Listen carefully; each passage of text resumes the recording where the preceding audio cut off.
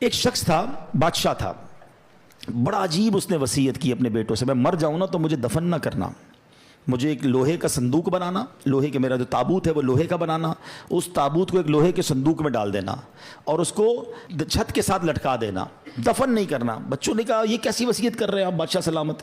کہتا ہے میں یہ وصیت اس لیے کر رہا ہوں کہ میں قبر میں جاؤں ہی نہ، جب قبر میں جاؤں گا نہیں تو عذاب بھی نہیں ہوگا۔ اس کی اپنی منطق تھی، تو مرا تو بچوں نے اس کی وصیت پر عمل کیا، لوہے کا تابوت بنایا، اس کو تالا لگایا، اس کو لوہے کے صندوق میں ڈالا، اس کو بھی تالا لگایا، پھر زنجیر سے اس کو لٹکا دیا چھت کے ساتھ۔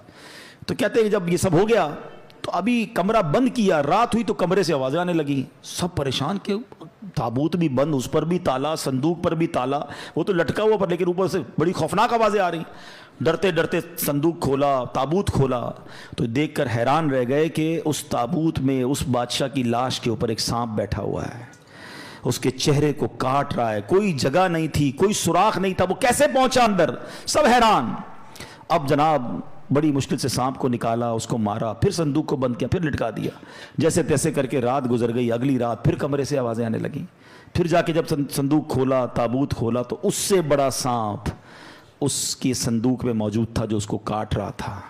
اللہ اکبر! پھر اس سانپ کو باہر نکالا، سانپ کو مارا، پھر تالا لگایا، پھر لٹکا دیا۔ اگلی رات پھر آوازیں، جب دیکھا تو پتہ چلا کہ اب تو اندر آگ بھڑک رہی ہے۔ اب بچوں کو سمجھ آ گئی کہ ہم کچھ بھی کر لیں یہ عذاب ہی ہے، اس سے چھٹکارا نہیں ہے۔ وہ بادشاہ کی لاش کو نکالا اور قبر میں دفنا دیا۔ اے میرے پیارے اسلامی بھائیوں، یہ سمجھنی ہے بات۔ ہو رہی ہے عمر بسلے برف کم، چپ کے رفتہ رفتہ دم بدم، ایک دن مرنا ہے آخر موت ہے، کر لے جو کرنا ہے آخر موت ہے۔